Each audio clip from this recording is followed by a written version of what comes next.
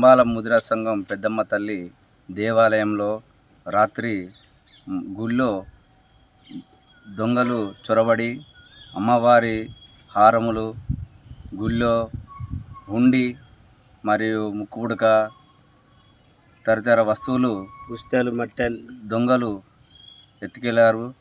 మేము తెల్లవారుజామున అమ్మవారి గుడిని శుద్ధి చేసేందుకు పోయినాచో అక్కడ గుడి తలుపులు తెరిచి ఉన్నవి. ఆ తెరిచి ఉన్నాయని మేము అందరం మా సభ్యులకు, గ్రామ పెద్దలకు అందరికీ ఫోన్ చేసి గుళ్ళో చూడడం జరిగింది. అమ్మవారి వస్తువులు అన్నీ దొంగిలించబడినవి. గుళ్ళో తలుపుల తాళం పగలగొట్టి మరియు అమ్మవారి హుండీ మరియు అన్నీ తీసుకెళ్ళడం జరిగినది. దాని ద్వారానే పోలీస్ స్టేషన్కి వచ్చి ఫిర్యాదు చేయడం జరిగినది. For more videos like this, subscribe Big TV channel.